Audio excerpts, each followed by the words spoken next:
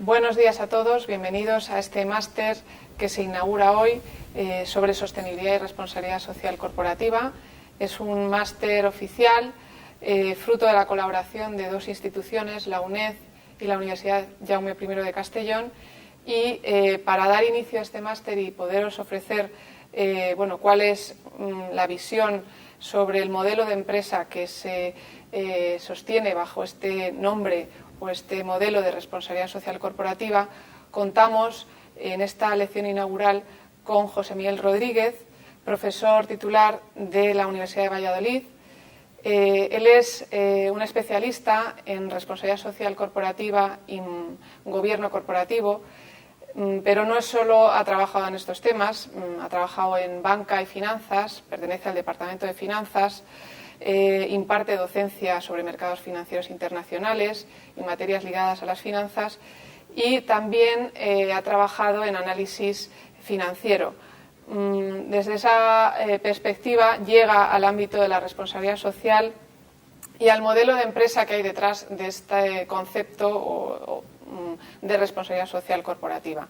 Su ponencia, que es la lección inaugural del curso, va a versar precisamente sobre responsabilidad social corporativa, un modelo de empresa, porque a la hora de entender de qué hablamos cuando hablamos de responsabilidad social, hay que cuestionarse el modelo de empresa que hay detrás y el papel que juegan los distintos grupos de interés que conforman la empresa. Os recomiendo la lectura de un libro que publicó en el 2003 en la editorial La Cal, El gobierno de la empresa, un enfoque alternativo, y además parte de ese libro o parte de esas reflexiones también están publicadas en abierto en la revista Economía, número 50 del 2002, y en la revista del 2007, el número 65. Sin más, os dejo con él. Gracias, José Miguel, por venir a darnos esta lección inaugural y darnos a conocer algo sobre lo que tú has venido reflexionando, y espero que sea de interés para todos. Pues muchas gracias, Marta.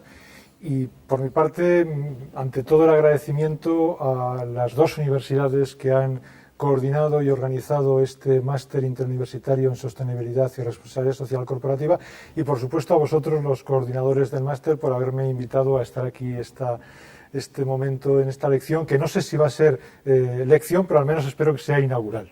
Muchas gracias. Antes de empezar casi comentario, charla que voy a intentar hacer en términos más bien informales sobre la responsabilidad social corporativa, un nuevo modelo de empresa, me voy a permitir resumir algunos de los puntos principales de lo que al final va a ser el conjunto de la exposición. Va a ser algo tal vez un poco distinto a lo que habitualmente solemos entender por responsabilidad social corporativa, y es que voy a intentar hacer un contraste entre lo que puede ser la práctica de la responsabilidad social corporativa y lo que podríamos decir una utopía, una responsabilidad social corporativa avanzada hacia la cual deberíamos tender. Digo esto por lo siguiente. En realidad, ¿qué es la responsabilidad social corporativa? Podemos dejarlo casi en el aire. Es un concepto tremendamente elástico, tremendamente maleable, en cierto modo difuso. Podremos repasar unas u otras de las muchas definiciones que existen, y si pensamos un poco esas definiciones, qué dicen, qué contenido tienen, casi nos podemos dar cuenta de que precisan poco. A partir de ahí se pueden hacer múltiples interpretaciones. ¿Cuál es la consecuencia? La consecuencia es obvia. Entonces, la práctica de la responsabilidad social corporativa difiere, y además las teorías y las interpretaciones académicas sobre la responsabilidad social corporativa pues son también divergentes. O por lo menos, si no divergentes en sentido muy amplio, sí distintas, matizadas. Esto me lleva precisamente a pensar que merece la pena poner de manifiesto estos contrastes, y eso va a ser un poco la referencia en esta intervención. ¿Cuál va a ser el punto o los puntos donde más hincapié voy a hacer? Pues primero, yo creo que la responsabilidad social corporativa exige un nuevo modelo de empresa. Y cuando digo esto, significa dos cosas fundamentalmente. Primero, una participación de todos los partícipes, voy a repetir así las expresiones para que se entienda mucho mejor, en la empresa. Esos partícipes los llamamos también grupos de interés, partes interesadas, stakeholders, y si nos ponemos en plan grupos musicales, pues es algo así como presuntos implicados. Hablamos de los acreedores, de los proveedores, de los accionistas, de los clientes, de los trabajadores, del medio ambiente, que es una especie de partícipe mudo, de la sociedad en general. Bien, pues se trata de ver cómo podemos dar entrada, dar cancha, dar voz, pero voz efectiva, a esas personas, a esos grupos, dentro del gobierno de la empresa. Y el segundo pilar de este nuevo modelo de empresa, que yo creo que tiene que estar en la base de una auténtica responsabilidad social corporativa avanzada, tendría que ser generar riqueza. Pero generar riqueza no para unos solo, no para los accionistas solo, sino para todos. A eso lo llamamos generación de riqueza total. Y decimos más, decimos generación de riqueza neta total. ¿Por qué decimos la palabra neta ahí metida de por medio? Pues porque habrá que computar cosas positivas y cosas negativas. Una empresa crea puestos de trabajo, pero también contamina. Por eso decimos creación de riqueza neta total. Lo positivo menos lo negativo, pero para todos los presuntos implicados. Y si esas son los dos principales pilares de este nuevo modelo de empresa, a partir de ahí también hay otros flecos que debemos tener en cuenta. Por supuesto, necesitamos una información sobre la creación de esa riqueza neta total. Necesitamos difundir esa información, necesitamos verificar esa información por algún agente externo que nos asegure la fiabilidad de lo que estamos comunicando a la sociedad. Pero por otro lado, una cosa muy importante, no cambiaremos y no evolucionaremos hacia una auténtica responsabilidad social corporativa si no tenemos unos directivos con otra perspectiva, es decir, movidos y motivados por otras razones. En definitiva, necesitamos repensar los incentivos de esos directivos. Y esto también será un punto de los que toque así de pasada, ¿no? En definitiva, esto va a ser un poco el meollo de lo que vamos a hablar.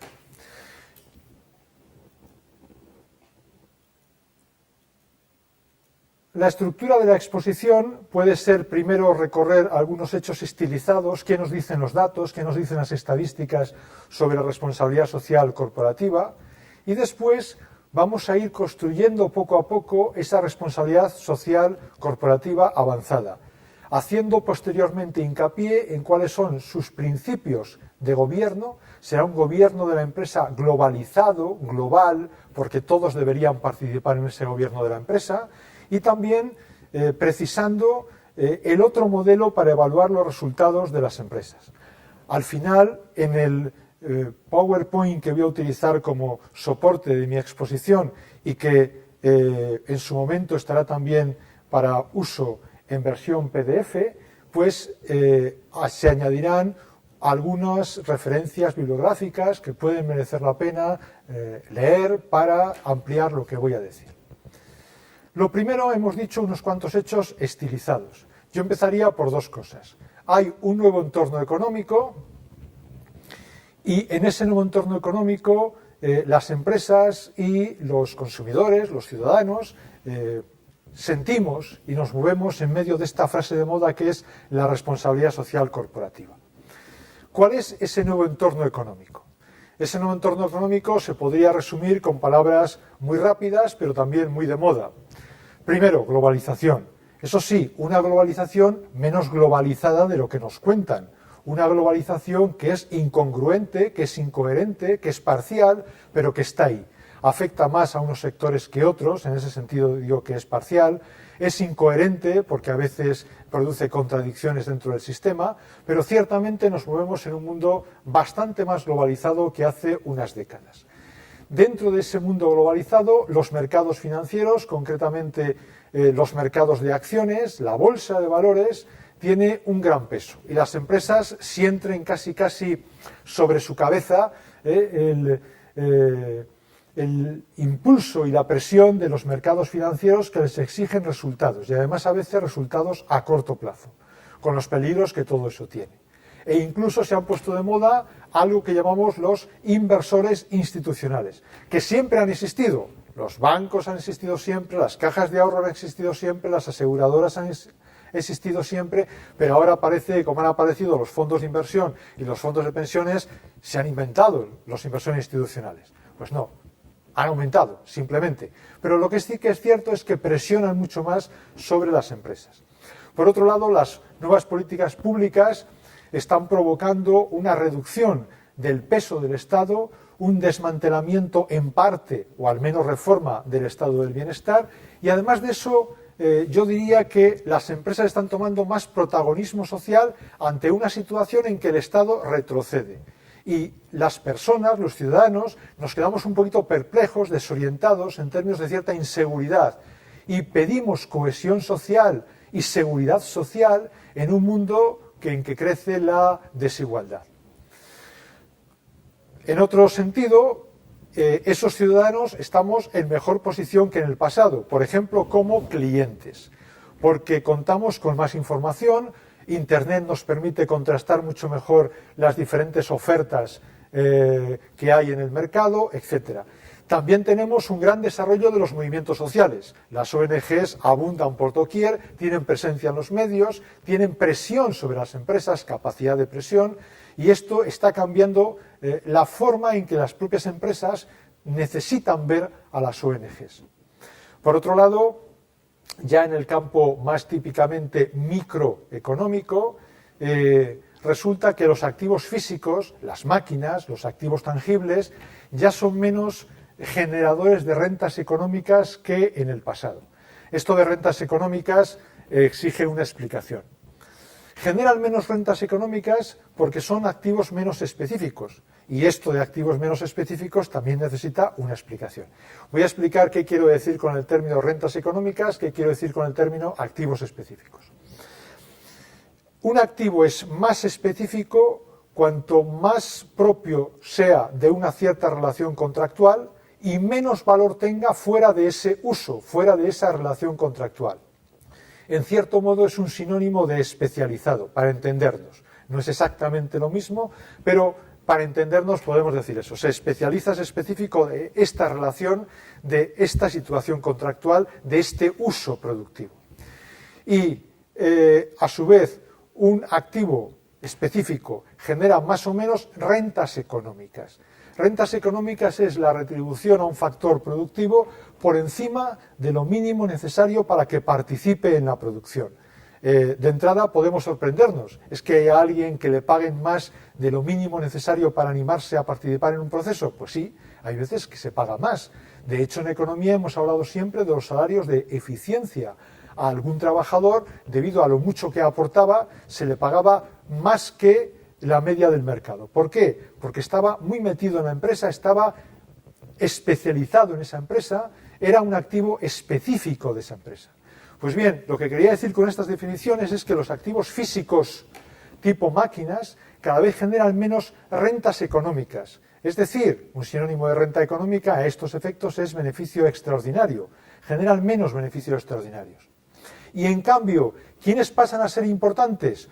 Los intangibles, por ejemplo, el capital humano. El capital humano llega a ser más específico en ciertos casos y, por tanto, más merecedor de rentas económicas. Para entendernos, traspasando la terminología habitual, más merecedor de beneficios extraordinarios, salarios extraordinarios, por así decir, ¿no?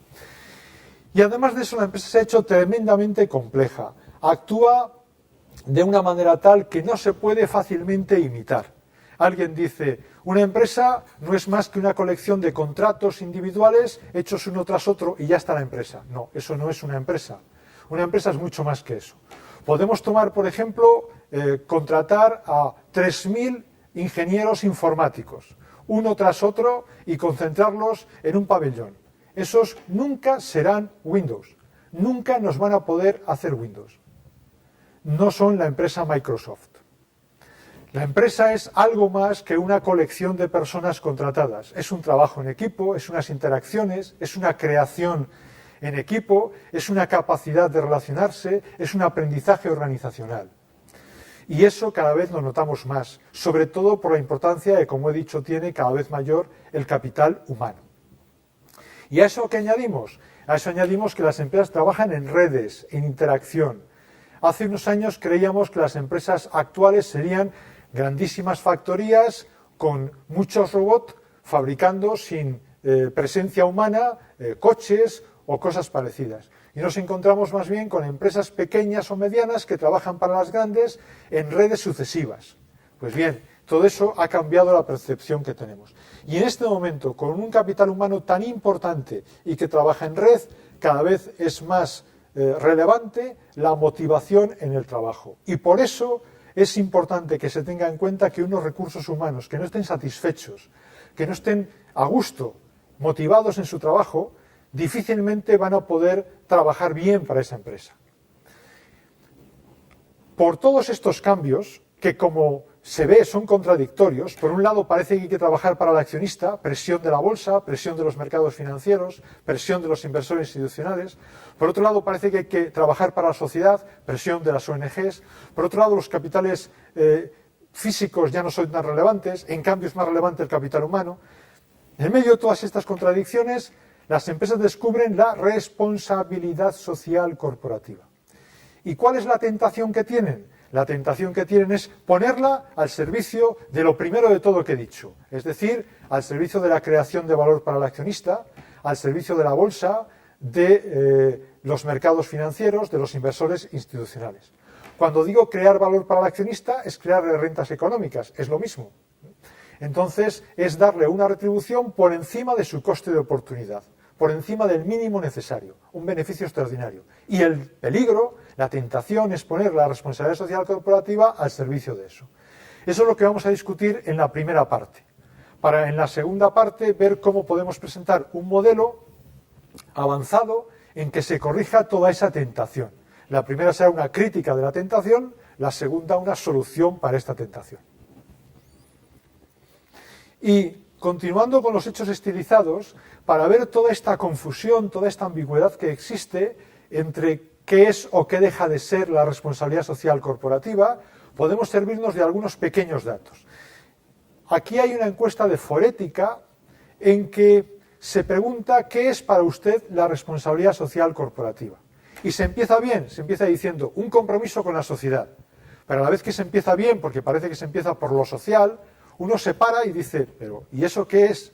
Compromiso con la sociedad es demasiado general, demasiado genérico, es no decir nada.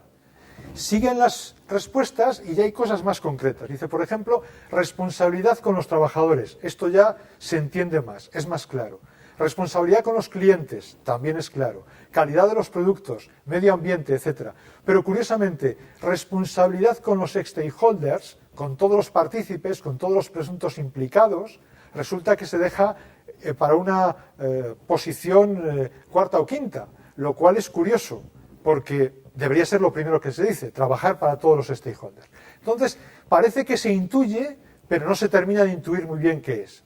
Y si a continuación se les pregunta directamente, que las empresas es lo que más claro van a entender, qué se entiende por ventajas de la RSC para la empresa, ya todos estos matices, algunos de ellos que parecían interesantes, avanzados, preocuparse por los trabajadores, etcétera, ya se convierten casi en preocupaciones puramente económicas. Fijaos, lo primero que dicen es preocuparse por la reputación, es la principal ventaja. La responsabilidad social corporativa aporta reputación a las empresas, imagen. Claro, esto ya no son las preocupaciones por los stakeholders concretos, sino por el business, por el negocio y por tanto por el beneficio para el accionista. Lo segundo dicen, más aceptación o credibilidad ante la sociedad. Estamos en lo mismo. Lo tercero, mejora el clima de la organización. Tal como se dice, suena a lo mismo, algo que favorece en definitiva la rentabilidad de la empresa. O contribuir al desarrollo sostenible, esto parece más positivo. Fidelizar a los clientes, volvemos al business, volvemos al negocio. Mejorar la competitividad, estamos en lo mismo. Mejora de la gestión, lo mismo. En mayor productividad, lo mismo. Con lo cual, la tentación por parte de las empresas es, como ya decía, efectivamente poner la responsabilidad social corporativa al servicio de la cuenta de resultados para los accionistas.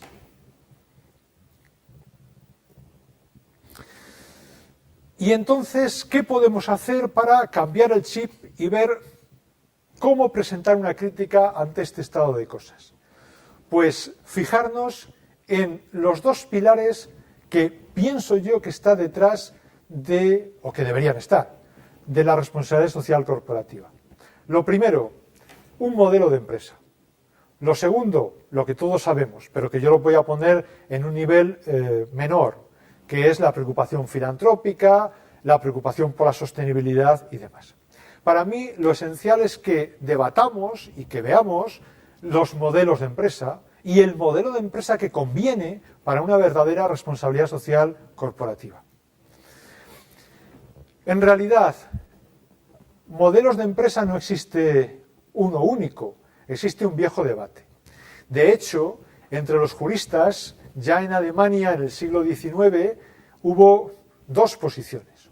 Unos decían, la empresa, concretamente entendida en ese caso como sociedad anónima, no es más que un conjunto de capitalistas que aportan su dinero, constituyen la empresa, constituyen la sociedad, y la sociedad trabaja para ellos en cuanto principales. Y tienen después unos agentes, unos subordinados, a los que llamamos precisamente directivos. Se establece entre ellos una relación de agencia y se supone que los agentes deberían actuar en el mejor servicio posible de los principales, de los accionistas. Y la empresa se termina ahí. No tiene ninguna dimensión social, de institución social. Podemos preguntarnos, ¿y dónde están el resto de los que hay en una empresa? Hay trabajadores, hay clientes, hay proveedores. No es relevante para ese modelo de empresa. Sin embargo, frente a ello hay otro modelo, curiosamente también defendido por otro alemán, que dice, no, la empresa es una institución social, es la teoría orgánica de la empresa.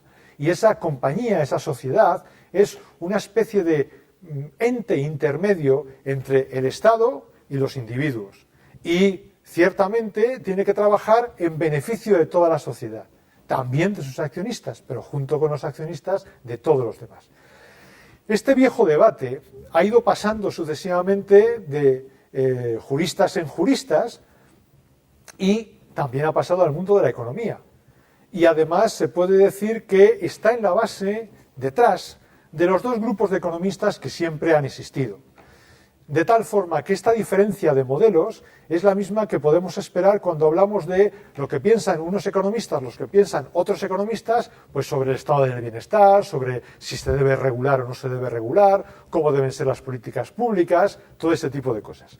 Y de hecho encontramos, por un lado, pues a Leavitt, a Rostow, a Hayek, lo famoso de Friedman, cuando dice responsabilidad social corporativa solo es incrementar el beneficio para los accionistas. Está Main, está Dempsey, está Williamson, todo lo que es el último Jensen, en definitiva la nueva economía institucional en los últimos tiempos. Y por otro lado está los que nos podíamos esperar, los que desde un principio, en una situación que no es irse al otro lado, sino más bien centrista, creen en una cierta compatibilización entre el Estado y el mercado, que piensan que tiene que haber una cierta regulación, que piensan que tiene que haber una cierta protección social, que piensan que no todo puede ser laissez-faire, no todo puede ser dejar el libre funcionamiento de las reglas del mercado, etc. Por lo tanto, encontramos a Keynes, encontramos a Galbraith más recientemente, encontramos, por supuesto, a Samuelson, hoy uno que nos suena a todos, Stiglitz, que ha escrito tanto sobre globalización. En consecuencia, ¿qué hay detrás de los dos modelos de empresa? Dos formas de ver de manera distinta la economía. ¿Y qué hay detrás de las dos formas de ver de manera distinta la economía? Dos ilustraciones diferentes.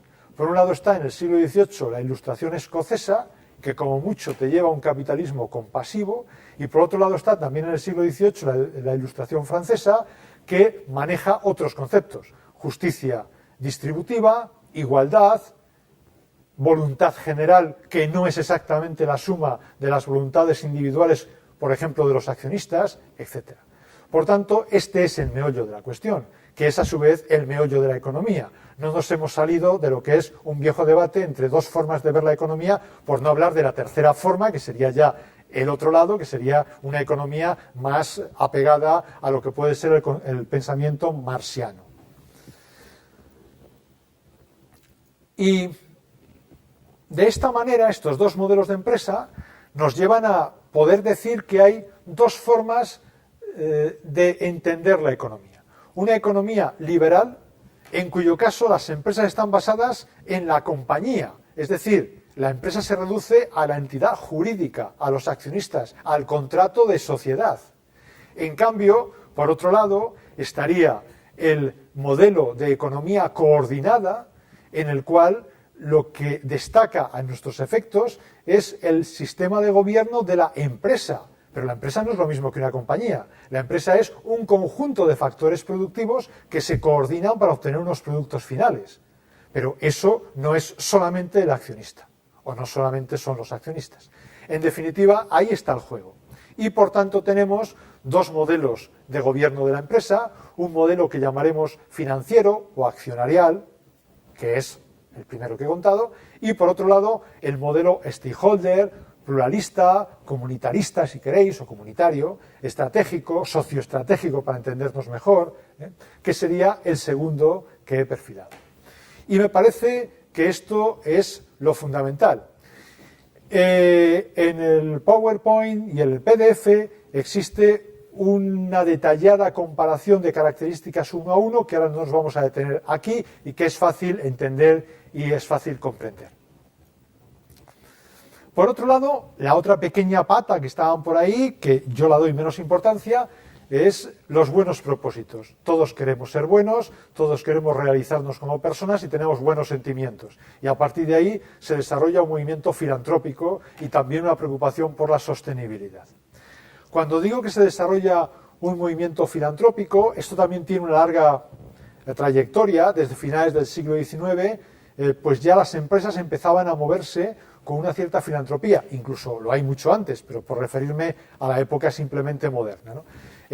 Por empezar, como siempre se empieza, Estados Unidos, grandes empresas, siglo XIX, y entonces Carnegie piensa que las críticas que están recibiendo las grandes empresas por su mucho poder, por sus prácticas de monopolio, etcétera, bien merecen mejorar la imagen de la empresa haciendo una cierta filantropía. Y lo hacen a título personal, como capitanes de industrias, con su propio dinero, ¿no? Que ciertamente no sería todo una preocupación por cuidar la imagen. Seguramente también había buenas intenciones. Pero lo cierto es que subsiste esa ambigüedad. Siempre se entremezcla por qué se haría una cosa así como la filantropía empresarial. Y de paso se lograba otras finalidades. Se evitaba que el Estado interviniese en las empresas a la vista de las quejas que había sobre su comportamiento, se evitaba unas regulaciones, por tanto, y de paso se protegía la cuenta de resultados gracias a todo esto, ¿no? Bien. ¿En España tenemos alguna referencia de eso? Sí, y con igual ambigüedad. A finales del siglo XIX alguien podría decir teníamos un mecenas similar a lo que puede ser el mecenas Carnegie. ¿Quién era ese? Pues, por ejemplo, el segundo marqués de Comillas, Claudio López Bru, que financia la construcción de una universidad, la Universidad de Comillas, hace multitud de obras de caridad y obras sociales, en sus empresas implanta una cierta protección social, por así decir, privada, suya, desde una perspectiva bastante paternal, pero lo hace al menos. ¿Cuál es la ambigüedad?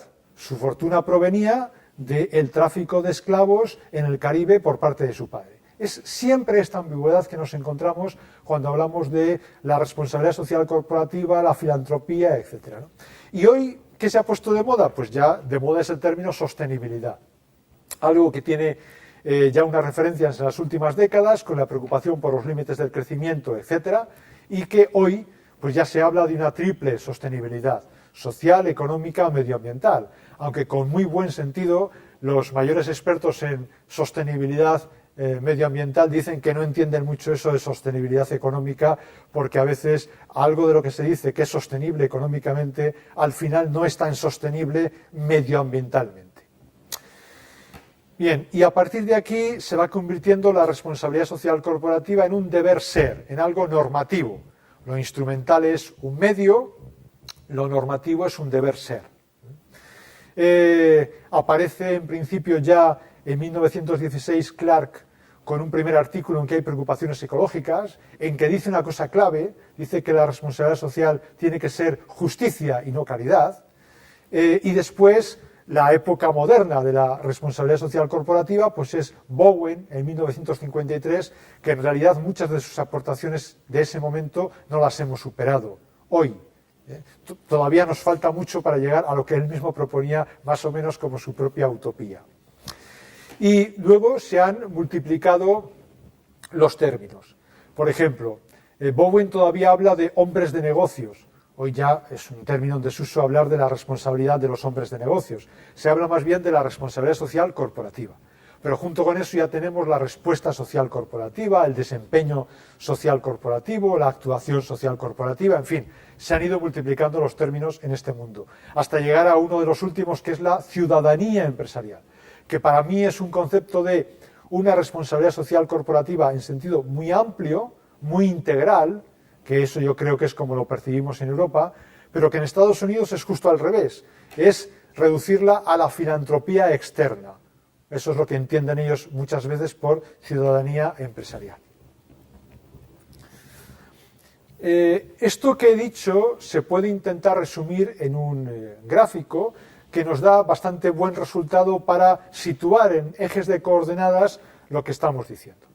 En un primer momento, ¿qué hubo? Pues en un primer momento, seguramente en el siglo XIX, lo que hubo ha sido paternalismo clásico, es decir, acción social, filantropía, altruismo, pero dentro de un esquema de el patrón, el empresario, como padre también de sus trabajadores, de sus clientes, de sus proveedores.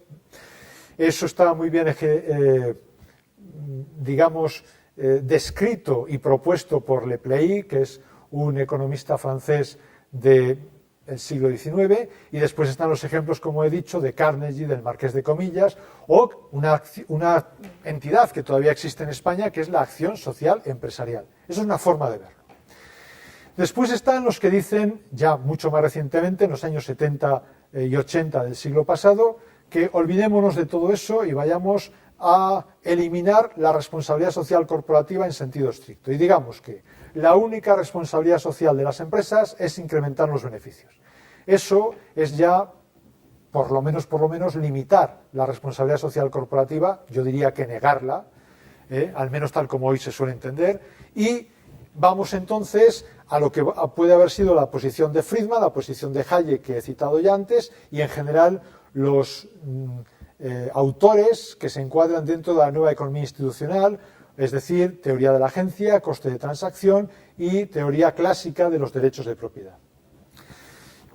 En los últimos tiempos, por la reacción que he contado al principio, dado cómo está el mundo y cómo las ONGs presionan y cómo los trabajadores tienen cada vez más importancia como activos específicos, en algunos casos al menos, etcétera, pues resurge este movimiento de la responsabilidad social corporativa, pero ya he dicho que resurge en términos de responsabilidad social corporativa estratégica o instrumental, es decir, como medio al servicio de los accionistas. Una estrategia para conseguir que aumente el beneficio y, por tanto, la creación de riqueza de los accionistas. Por eso llamamos instrumental, medio, o estratégica, estrategia para esa finalidad. Y eso es lo que creo que en este momento está de moda, sobre todo entre las grandes empresas. Lo que está de moda es esta. En otras continuará el paternalismo clásico y en otras muchas todavía habrá el modelo accionarial puro, pensando solo en los accionistas. Y lo que aquí proponemos es que deberíamos dar un paso más allá y habría que ir hacia una responsabilidad social corporativa integral o avanzada que se caracteriza ¿por qué? Bueno, pues para clasificar todo esto se ve en el eje de coordenadas que he utilizado dos grandes dimensiones. Primero, la participación y diálogo con los presuntos implicados, más o menos amplia, solo con los accionistas o con muchos más. Eso nos da la línea de abscisas. Y por otro lado, en ordenadas, hemos representado para quién se crea riqueza.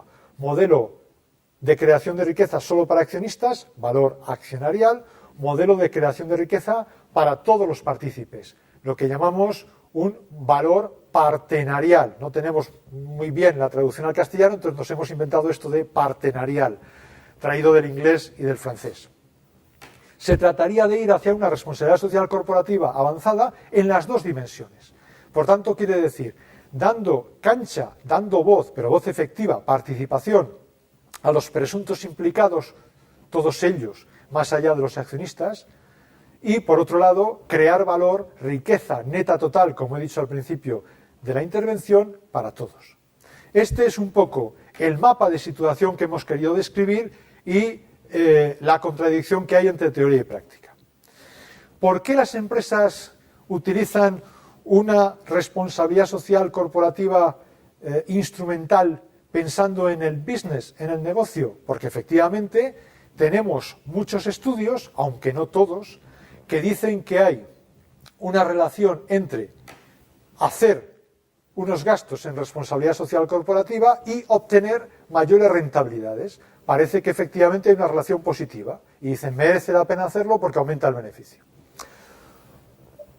Como consecuencia de eso, se atraen recursos, se atraen inversores, se reducen costes, se reducen conflictos, se reducen riesgos e incluso se atrae al personal.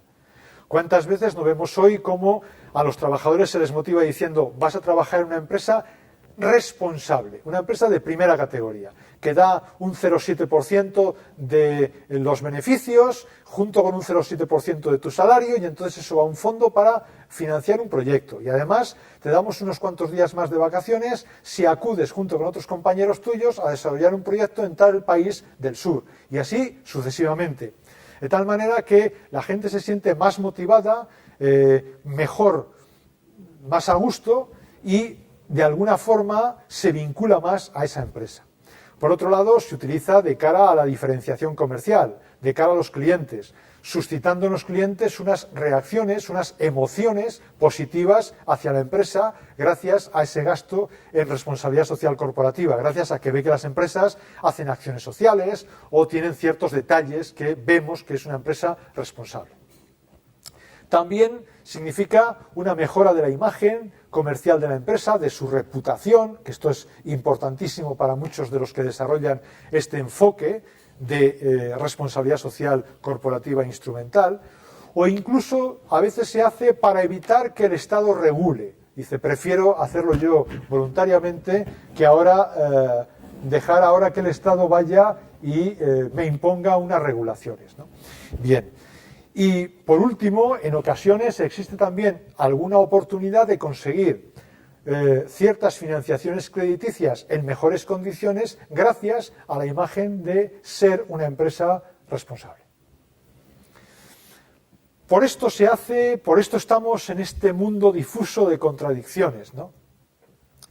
Y si ya finalmente tuviera yo que preguntarme por qué pongo en cuestión este modelo de responsabilidad social corporativa instrumental, medio estratégico para alcanzar más rentabilidad para los accionistas, lo pongo en cuestión por lo que sigue, aclarando un punto, y es que me parece bien, desde luego, lo que se ha avanzado, es decir, mayor preocupación ética, introducción de códigos éticos, procurar conciliar la familia con el trabajo o procurar satisfacer unos estándares de calidad mínimos, proteger el medio ambiente. Todo eso que se haga por cualquier empresa, sea cual sea su modelo, me parece bien. La cuestión es si nos debemos quedar ahí, ¿no? Bien. ¿Por qué digo que esta responsabilidad social corporativa no tiene por qué ser la que a nosotros más nos interese, esta responsabilidad instrumental? Pues porque en realidad se dan ciertas circunstancias. Por un lado, los stakeholders, los implicados, no accionistas, siguen siendo restricciones. No están al mismo nivel que los accionistas. Son simplemente restricciones inevitables, necesarias, que hay que satisfacer adecuada, razonablemente, para poder buscar el beneficio para el accionista. En segundo lugar, entonces significa eso que esos partícipes, esos stakeholders no accionistas, no son fines en sí mismos, sino que son simplemente medios, son simplemente instrumentos. Y en ética se nos dice que, por ejemplo, el segundo imperativo categórico kantiano, que todos nosotros somos fines, no somos medios de nadie. Y por último, hay que tener en cuenta que esa relación entre crear valor para el accionista automáticamente crea valor para todos los partícipes no está clara. Una cosa es que tengamos estudios que vean la correlación y otra cosa es que sea verdad eso en el fondo. Me explico. Tenemos relación entre cierto gasto de responsabilidad social corporativa y la rentabilidad para el accionista. Pero es que el gasto en responsabilidad social corporativa no es la medida de resultados en responsabilidad social corporativa. O la relación entre un índice de responsabilidad social corporativa y la rentabilidad para el accionista. Pero es que el índice de responsabilidad social corporativa no mide seguramente bien la verdadera responsabilidad social de la empresa. Y esto por una razón sencilla, porque todavía en este momento no sabemos muy bien cómo medir el valor partenarial. Entonces no sabemos muy bien la relación entre valor accionarial y valor partenarial, aunque solo sea porque no sabemos cómo medir el valor partenarial. Y será difícil creer una cosa, ya esto de entrada, que automáticamente el valor accionarial lleva consigo también al máximo valor partenarial, eso es difícil de creer. Eso es volver a lo de Adam Smith, de que el egoísmo privado llega al bienestar colectivo. Nunca se ha demostrado esto con claridad, no existe un razonamiento sólido al respecto y en algún libro reciente, por ejemplo el de Foley del año 2006, dice que esto es lo que hace que la economía no sea ciencia, sino teología, porque al final es una cuestión de fe. Nadie nos ha demostrado que esto es así y te lo puedes creer o no te lo puedes creer. De esta manera tendríamos que ir hacia una responsabilidad social corporativa avanzada. ¿En qué sentido? He dicho ya los dos pilares. Gobierno de la empresa plural, global, extendido, ampliado, con todos implicados en el gobierno de la empresa. Y por otro lado, resultados, pero resultados medidos de otra manera. Eso quiere decir que la forma de plantear la responsabilidad social corporativa no debería ser como se hace algunas veces, sino más bien voy a proponer ahora otra manera. Me explico. Como se hace algunas veces es del tipo: el gobierno de la empresa, solo accionarial, pone en marcha una responsabilidad social corporativa en favor de los que están en el gobierno accionarial. Más o menos. Y de paso, en favor de toda la sociedad, es verdad. Pero siempre con ese último detalle de también en favor de los accionistas y prioritariamente en favor de los accionistas, y además como que el gobierno solo de los accionistas, el gobierno de la empresa, y después dejamos colgar por debajo la responsabilidad social corporativa. Más bien, hagámoslo al revés. Partamos de un modelo de empresa distinto, que es el modelo stakeholder, el modelo pluralista que decíamos antes, y de ese modelo extraigamos toda una política de responsabilidad social corporativa. Y de ahí colguemos los dos pilares. El gobierno, que ahora ya tiene que ser gobierno global, porque hemos puesto por delante la responsabilidad social corporativa, y pongamos como segundo pilar los resultados, que tendrá que ser riqueza neta total, resultados para todos los partícipes, computando positivos y negativos, por ejemplo, los efectos externos que generan las empresas, que los hay positivos y los hay negativos.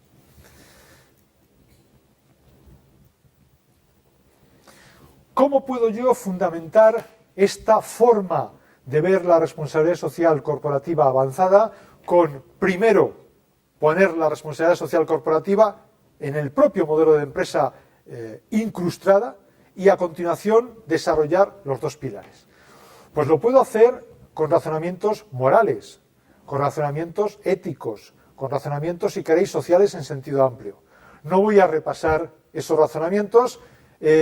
Están desde la doctrina de los contratos justos, las perspectivas kantianas, la justicia distributiva, la ética del cuidado o de la solicitud, que también se llama la ética feminista, la ética del discurso dialógica, etc. Todo eso está en algunas de las lecturas que están recomendadas. Más bien, que es un poco la novedad y la perspectiva un poco más especial que yo puedo aportar, se puede también justificar en términos económicos, es decir, una visión prescriptiva desde la economía, sí, una visión prescriptiva desde la economía, exactamente. Se puede justificar en términos económicos. Ojo, cuando yo digo aquí ahora el caso económico, la cuestión económica razonada sobre bases económicas, no me refiero al business, no estamos hablando del dinero de antes, que eso era lo de los accionistas. Ahora estoy hablando de argumentos económicos para favorecer una responsabilidad social corporativa avanzada en las nuevas circunstancias, o sea, en este mundo, en este nuevo entorno que he descrito al principio de la intervención. ¿A qué me refiero? Bueno, pues me refiero que existen contratos implícitos, es decir, contratos que no están escritos formalmente, que no los puedes ir a exigir ante un juez, ante un tribunal, sino que están basados en vínculos morales, en razones personales, en reputación, en confianza. Y eso genera unas relaciones que hay que respetar, porque no todos son contratos formales que se puedan romper de cualquier forma. Hay también unas obligaciones morales basadas en estos contratos implícitos. Y esos contratos implícitos, a su vez, se relacionan mucho con lo que llamamos contratos incompletos. Un ejemplo típico de contrato incompleto es el contrato de trabajo. ¿Por qué decimos contrato incompleto? Llamamos contrato incompleto a un contrato en el cual no se especifica por escrito el primer día cada una de las cosas que usted va a hacer en los próximos años en cualquier circunstancia. Es decir, sería imposible. A un trabajador no le pueden decir exactamente de antemano cada una de las cosas que va a hacer en un tiempo indefinido dentro de un contrato indefinido. Por tanto, se deja abierto en realidad el contrato. Entonces, si tenemos contratos implícitos y tenemos contratos abiertos, ahí ya estamos en una situación en que empiezas a correr riesgos. Ya no solamente los accionistas corren riesgos, también otros muchos implicados en la empresa pueden correr riesgos. Pero es que hay más. Esas personas, esos grupos de interés, realizan inversiones específicas. Ya hemos dicho antes que era una inversión específica. Y cuando digo realizan inversiones específicas, quede claro que no solamente lo realizan los accionistas, lo realizan los trabajadores. Se pueden especializar, se pueden formar para utilizar un cierto programa de ordenador que solo tiene esa empresa o una cierta máquina que solo tiene esa empresa. Y si se marchan ellos, pierden ellos, si se marchan de la empresa, y pierde la empresa, porque tenía un trabajador especializado que era lo mejor para ambas partes.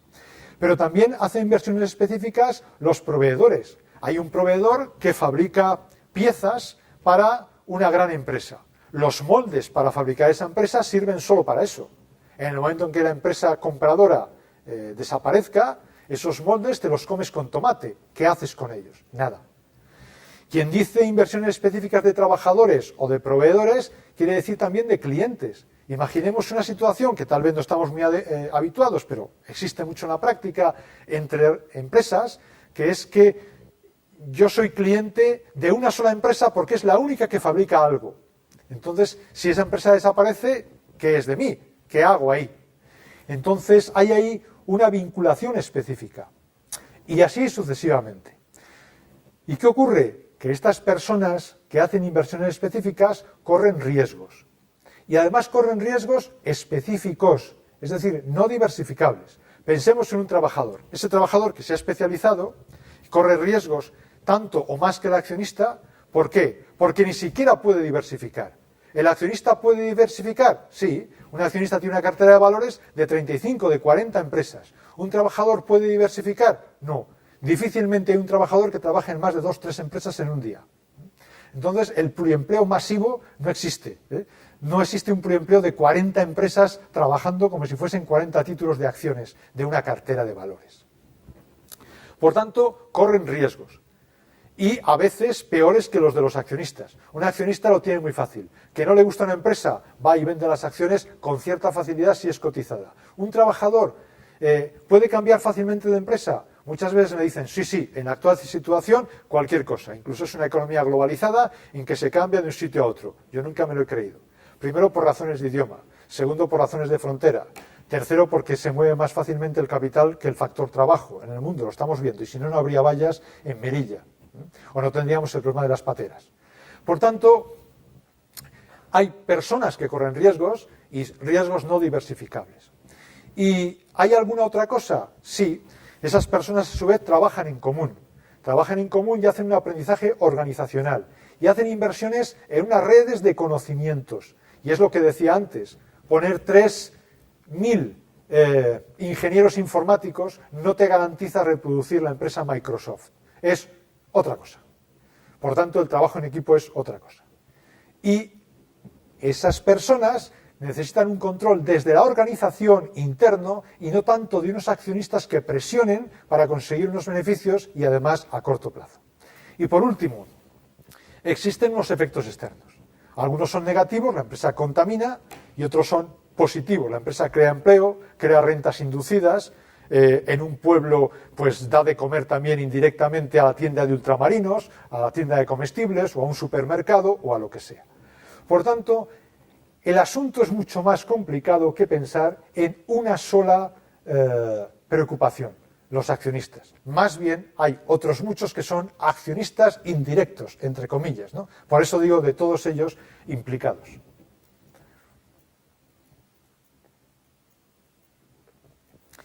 Si esto es así, con estas pequeñas justificaciones económicas que se pueden ampliar en cualquiera de las referencias bibliográficas de que se dispone, tendríamos que pensar entonces cómo puede ser un buen gobierno global. Unos principios, ¿no? ¿Principios para qué? Pues para pasar, como decía Palazzo y Serer, de una democracia liberal a una democracia deliberativa, que es un poco distinto. ¿Esos principios cuáles pueden ser? ¿O cuáles pueden ser? Pues de entrada, lo más fundamental es incorporar la responsabilidad social corporativa en el corazón de la organización. O sea, no en la estrategia previamente formulada, colgada ahí de cualquier manera, sino en los propios valores iniciales de la organización, en el propio modelo de empresa, en la propia cultura de la organización, en la propia misión de la empresa. Y después, por supuesto, una estrategia para ponerla en marcha, para eso que se llama, dicho de mala manera en castellano, la implementación, la puesta en práctica, ¿no? Bien. De esta manera, la empresa tendría unos objetivos que irían más allá de la eficiencia. Sería la eficiencia y la equidad. La equidad, desgraciadamente, es un objetivo que en economía cada vez olvidamos más.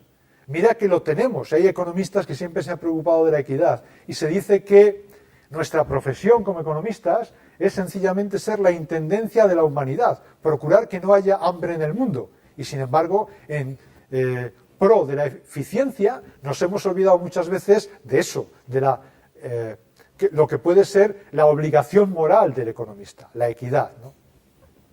Y de esta manera, ¿cuál sería el objetivo de la empresa? Pues ante todo garantizar la viabilidad, la estabilidad de la empresa a largo plazo. Es decir, que es muy importante el interés general y a largo plazo de la organización. Y dentro de ese interés, satisfacer la demanda equilibradamente de los diferentes partícipes. Quede claro una cosa, no estoy diciendo que esto es jauja ni que esto es café para todos. Al revés, estoy diciendo que primero el interés general, primero la estabilidad a largo plazo de la organización y dentro de eso un consenso que habrá que dialogar y que habrá tensiones y que habrá que votar sobre cómo conseguir lo mejor para todos. Y que precisamente por eso exige voz, exige diálogo, exige participación. ¿Quiénes son partícipes o stakeholders? A estos efectos que estoy diciendo de participación, de dar voz, de preocuparnos por crear riqueza para todos. Bien, si yo hablase desde la ética, o si estuviese en las primeras etapas de uno de los padres del término stakeholder, Freeman, diría aquello que decía él, ¿no? Dice, los que afectan y o son afectados por la empresa.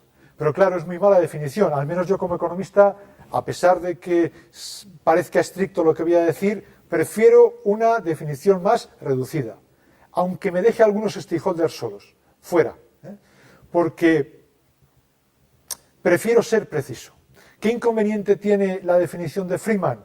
Pues lo que siempre le ha dicho, por ejemplo, Jensen, para hacer un poco de risas con la definición de Freeman. Dice, o sea, uno que afecta o es afectado y o es afectado por la empresa. Dice, pues un atracador afecta a la empresa. ¿Es por eso stakeholder? Evidentemente no. Por eso yo prefiero ser coherente con las bases económicas que he dicho y decir que al menos los partícipes primarios, que son los relevantes para todos estos efectos de gobierno de la empresa, los más importantes, los que hay que trabajar más a fondo, que sean aquellos que hagan realmente inversiones específicas. De esa forma soy perfectamente coherente con lo que he dicho antes y evito este tipo de críticas más o menos burlonas por parte de algunas personas sobre qué son los stakeholders. Tienen que hacer inversiones específicas, tienen que asumir riesgos específicos, o sea, no diversificables, y tienen que favorecer ser imprescindibles para la competitividad a largo plazo de la organización. Bien. ¿Habrá más stakeholders? Sí. Los habrá indirectos, o complementarios, o contextuales, como queráis denominarlos. ¿Qué son? Pues son aquellos que son afectados por los efectos externos positivos o negativos de la empresa, aunque no hayan hecho una inversión, no hayan hecho una apuesta. Recordad que la palabra stake es apuesta.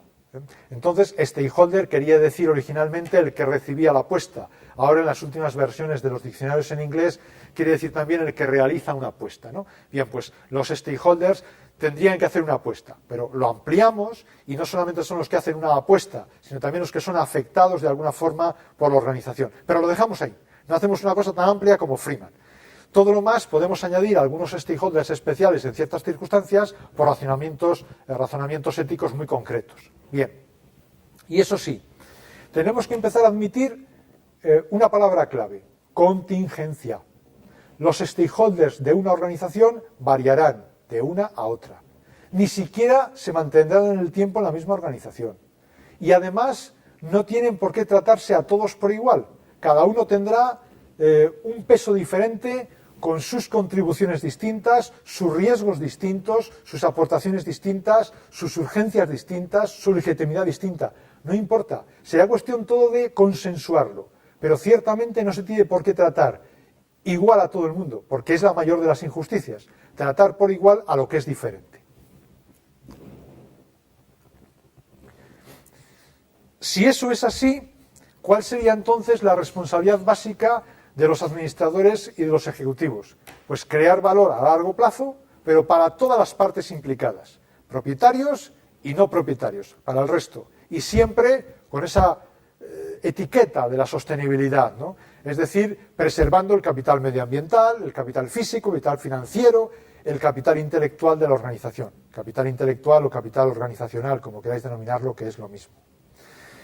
Y por tanto, se trataría de gestionar prudentemente las demandas de los diferentes partícipes, de los diferentes stakeholders o implicados en la organización. Cada uno, insisto, teniendo en cuenta sus contribuciones y sus riesgos, que pueden ser distintos.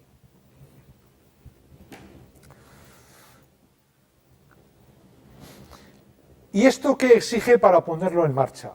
Pues esto de entrada exige una cosa muy importante, y es nuevos contratos con los directivos. Los directivos tienen tendencia, como ya nos advirtió Papandreou hace más de 30 años, a subirse hacia la cúspide de la sociedad, hacia el establecimiento, por así decir, ¿no? Tiene esa tendencia. Y al final se vinculan demasiado a ciertos valores tradicionales, como puede ser en este caso el modelo accionarial. Se trata de ver cómo podrían ser motivados para funcionar de otra manera. Y esto no es fácil. Pensad que en economía tenemos un ejemplo que conocemos todos bien, y es los incentivos para los funcionarios y los incentivos para políticos. No son fáciles de diseñar, pero necesitamos hacer unos nuevos incentivos para estos directivos de las empresas. ¿Cómo podría ser? Pues posiblemente vinculando sus retribuciones no al valor creado para el accionista, no al beneficio extraordinario creado para el accionista, sino a los propios objetivos de responsabilidad social corporativa. Ese sería el cambio cualitativo importante que habría que ir introduciendo, y que es un cambio ante todo cultural. Y si queréis, incluso político-cultural. Y a partir de ahí habría que hacer ya entonces la puesta en marcha de la participación de los stakeholders. ¿Cómo? De nuevo la palabra clave es contingencia, depende de las circunstancias. Puede ser, por ejemplo, hay muchos contratos de gobiernos posibles, pues puede ser que se dé voz mediante presencia en el Consejo de Administración, es una forma. Puede ser que sea otorgando acciones a los trabajadores que tengan actividades o, vamos a decir, conocimientos específicos, puede ser. Puede ser dando una participación en los beneficios, puede ser. Y así sucesivamente. Lo importante es que haya algo al respecto. En este asunto de los diversos contratos de gobierno, me gustaría comentar una escalera de compromiso o de relación con los stakeholders que he adaptado desde pues, una aportación de Friedman y de Miles. Es una escalera con 12 peldaños. Los primeros 6 peldaños son suficiente participación, dar voz a los stakeholders bastante. Yo diría que no. Lo primero, poniéndolo de forma muy clara, haciendo una adaptación de lo que ellos dicen, pero para que se entienda mejor, lo primero es la manipulación. Manipular a los stakeholders. Posiblemente eso sea en beneficio de los accionistas y es, por cierto, algo muy diferente a la participación, a la auténtica voz de los stakeholders. Lo que yo llamo la terapia de la ignorancia. Decir, venid aquí, que es que realmente no sabéis lo que hay. Entonces, yo os voy a explicar lo muy responsable que soy. Pero simplemente voy a curaros de vuestro desconocimiento. Eso tampoco me parece que sea dar voz y participación a los stakeholders. ¿Qué más puede ser? Explicar o informar. Pero informar unilateralmente lo podemos hacer todos y eso no es dar participación. Nos ponemos así, informamos y nos marchamos. No hacemos nada. Explicar sin ningún compromiso posterior, pues hombre, hemos avanzado algo, pero tanto, hemos avanzado poco. Incluso muchas veces existe eso de que dices, no solamente te explico, sino que te oigo. Pero te oigo sin escuchar, es decir, sin ningún compromiso por mi parte. Te oigo, pero salgo de aquí y no te he dicho, voy a corregir esto, voy a corregir esto, voy a corregir esto, voy a cambiar aquí y voy a hacer esto. Pues eso tampoco parece mucho, ¿no?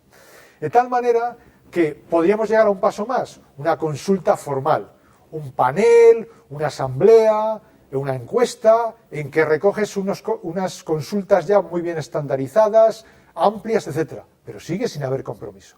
Por esto a estos 6 primeros peldaños de la escalera yo les doy relativamente poca importancia. Y en cambio, ¿a qué doy más importancia? Pues a los 6 peldaños siguientes, superiores de la escalera. Tiene que haber al menos alguna negociación, algún compromiso mutuo en que las partes se digan qué puede aportar cada una y unos objetivos que se van cumpliendo, que se van avanzando en ellos, o una colaboración específica en ciertos proyectos en que se ponen recursos en común por parte de empresas implicadas, o bien una asociación, partenariado entre todos los presuntos implicados, o a veces hablamos también de alguna delegación de poder, por ejemplo, alguna presencia en el Consejo de Administración, o hablamos de algo más, un control stakeholders, que es simplemente más presencia en ese Consejo de Administración, por ejemplo. Y digo por ejemplo porque hay otras muchas posibilidades. No tenemos por qué pensar siempre en presencia en Consejo de Administración o cosas parecidas. Hay casos como los siguientes. Se puede hacer una información, una consulta, paneles, foros, encuestas, pero con afán de negociación. Pero también se puede posibilidades de veto, capacidad de propuesta de ciertos nombramientos o de ciertas políticas, participación en los beneficios de las empresas, otorgar acciones, por ejemplo, a los titulares de conocimientos específicos, voto, por supuesto, en el Consejo de Administración, que venimos poniéndolo como ejemplo de las posibilidades, de las medidas, o bien hacer alianzas y proyectos multi-stakeholder, o las clásicas certificados de sostenibilidad medioambiental, garantías, indemnizaciones ante, por ejemplo, una contaminación que provoca una empresa, etc. En definitiva, la palabra clave es contingencia. Contingencia en cuanto a la forma de dar voz a los stakeholders, siempre que sea una participación efectiva, que para mí está en los 6 peldaños superiores de la escalera. Y luego esto implica en la práctica, para lo que es así ya más concreto, algunas posibles modificaciones.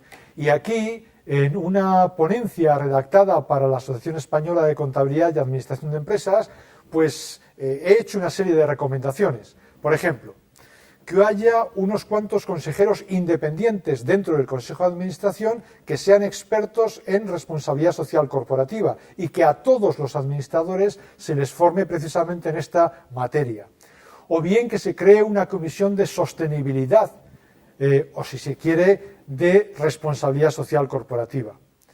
Que la responsabilidad social corporativa esté presente en las decisiones de todo el Consejo de Administración, que haya una adhesión de ese Consejo de Administración a esta responsabilidad social corporativa. ¿Hay problemas para ir introduciendo todo este tipo de cosas en la actual sociedad anónima? Sí.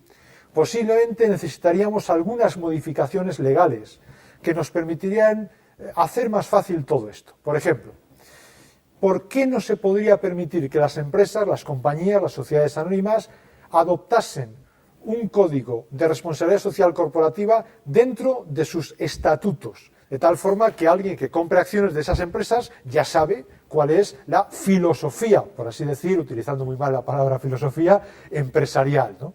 O bien, ¿por qué no hacer, como en Italia y en Francia, en que es voluntario, un consejo de administración dual? Esto es, por un lado un consejo de dirección y por encima de él un consejo de supervisión. En Alemania lo tienen, pero lo tienen por ley. En Francia y en Italia es optativo. En España es posible para la Sociedad Anónima Europea desde hace año y pico ya.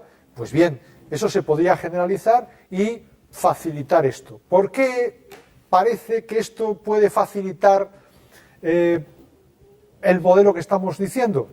Pues por una razón sencilla, porque el Consejo de Dirección se encargaría del día a día de la empresa, pero el Consejo de Supervisión podría tener representantes de diferentes stakeholders, como comisión de control y también un poco incluso para formular o perfilar la estrategia. ¿Qué más se podría hacer? Pues por supuesto el Consejo de Administración debe mantener un diálogo fluido con todos los stakeholders, basado en una confianza mutua, basado en definitiva en fortalecer la innovación. Y además habría que organizar todo esto en la práctica, de ahí lo de los paneles, los foros, las asambleas de interesados, sin olvidar las encuestas, o cómo reducir los conflictos, o cómo construir un cuadro de mando integral, pero integral ampliado.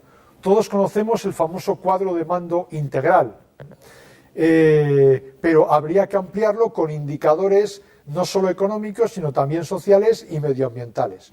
O tendríamos que trabajar, lo hemos dicho desde un principio, en pro de una mayor transparencia de las empresas, de sus datos, pero también con verificación externa para que en realidad esos resultados no nos estén vendiendo gato por liebre, sino que de alguna forma sean resultados veraces y además realmente encuadrados dentro de la responsabilidad social corporativa. ¿Qué más tenemos por aquí? Tenemos la última parte, el otro pilar, y es ¿qué podemos decir sobre la forma de medir los resultados? Por de pronto, lo primero que podemos decir de esto es la complejidad del asunto. Se dice siempre que se explica todo este tipo de cosas, hay que medir resultados económicos, sociales y medioambientales. Pero cuidado, hay que medirlo en términos de flujo y lo ideal sería medirlo también en términos de stock, no solamente por periodo, sino también acumulado. Y no solamente externo, como muchas veces se hace, hacia la galería, las empresas, ¿no? Sino también interno. ¿Qué se ha hecho con los empleados?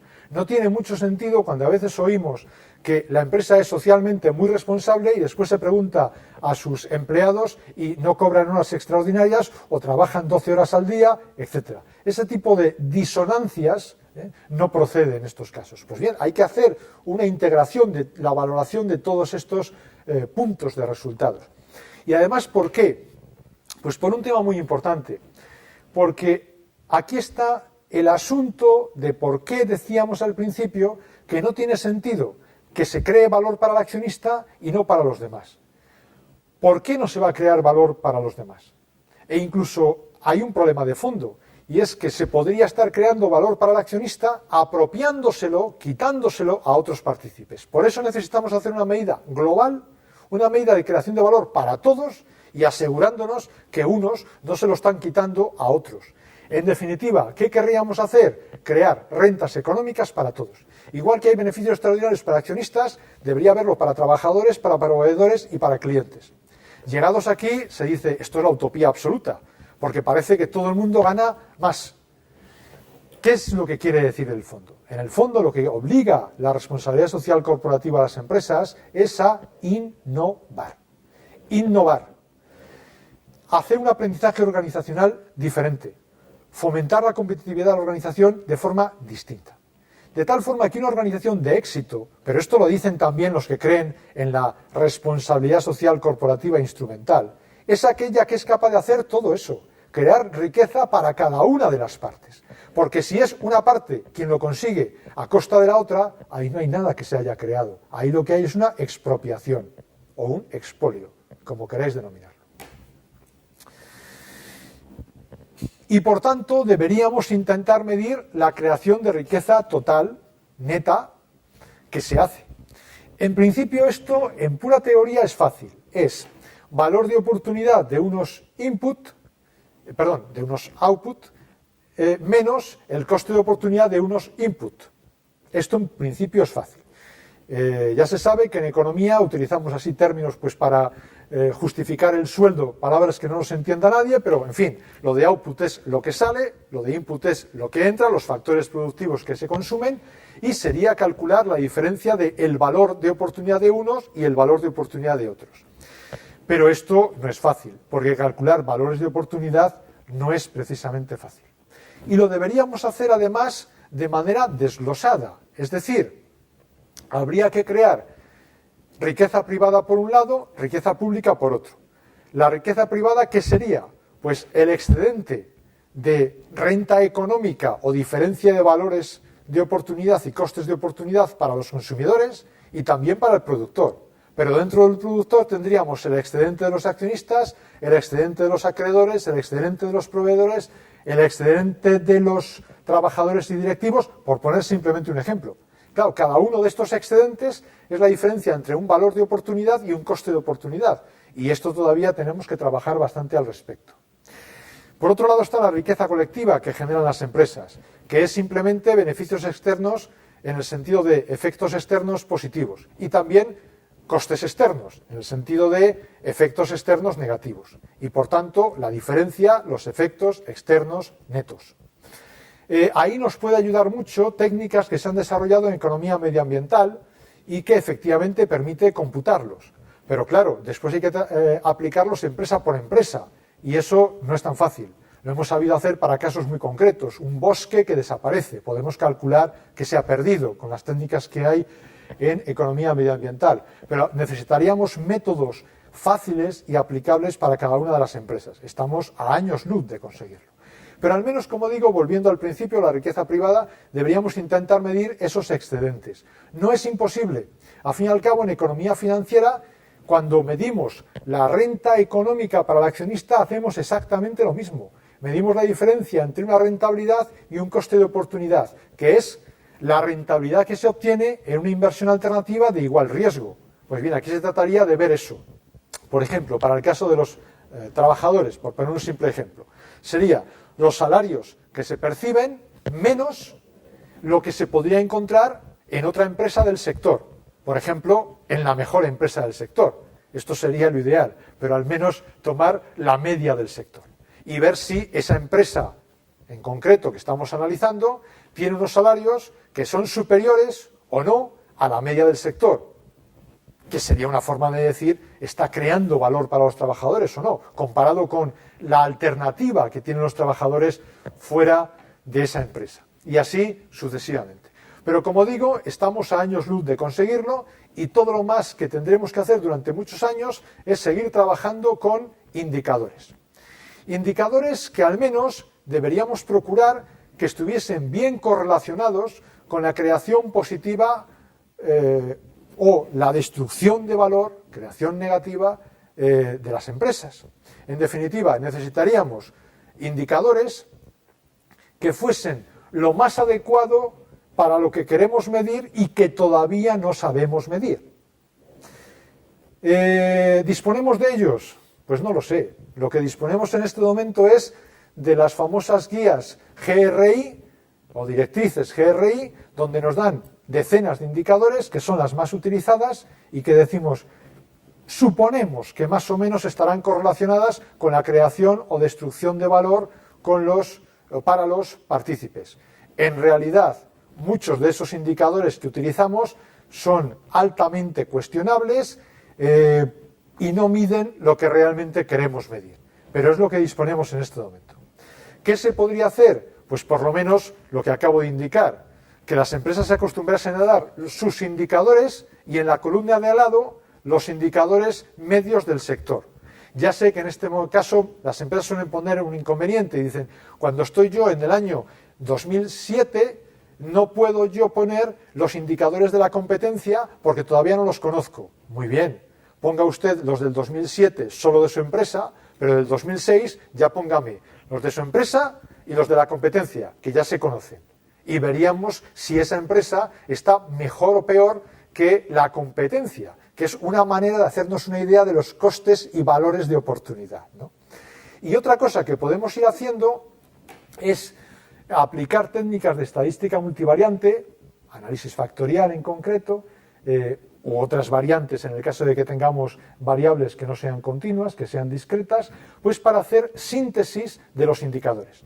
Porque con tantos indicadores al final ni se sabe si están correlacionados o no, ni nos hacemos una idea global de la empresa. Yo veo 80 indicadores y eso supera mi cerebro. Mi cerebro no da para mirar 80 indicadores a la vez y saber si esa empresa es más responsable socialmente que la de al lado. Necesitaríamos sintetizarlo y el análisis factorial pues puede reducirlo a 5, 6, 7, 8 indicadores que nos digan aquí están las claves de lo que es esta empresa.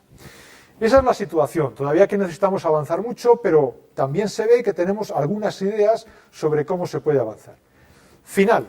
¿Cuáles son las 3 frases para resumir lo que he comentado? Pues casi lo que he dicho al principio. Primero, hay que buscar unas formas de auténtico gobierno plural de la empresa.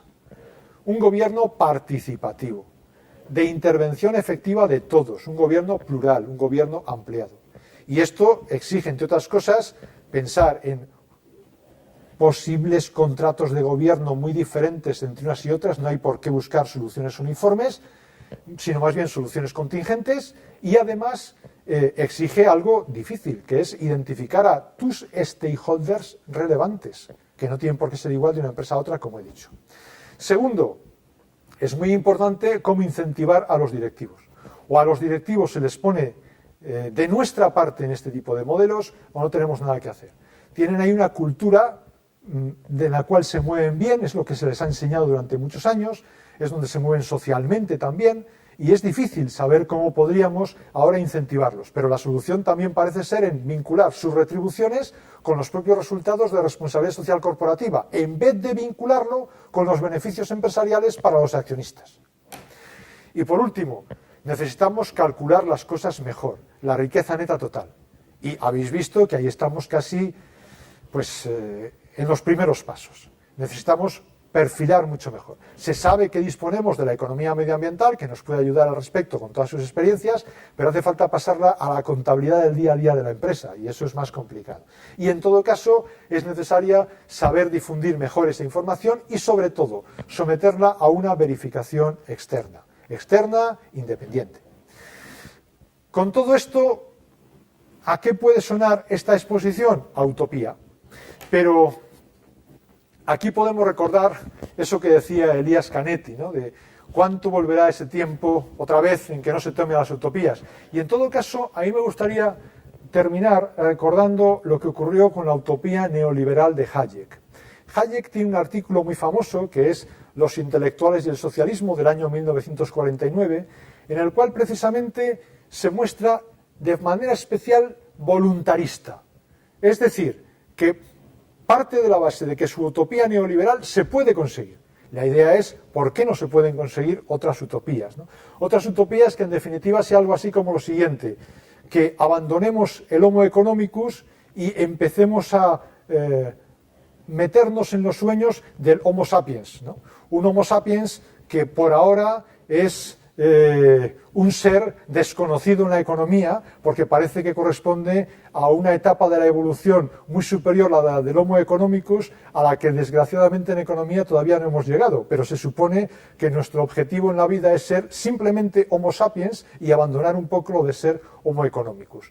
Esto es todo lo que quería decir. En el resto de la PowerPoint y del PDF hay unas lecturas adicionales, unas lecturas recomendadas, y ya en la presentación se ha hecho referencia a alguna otra cosa que se puede también leer al respecto. Muchas gracias de nuevo a los organizadores y a las universidades que me han invitado tan amablemente a estar aquí esta tarde con todos vosotros.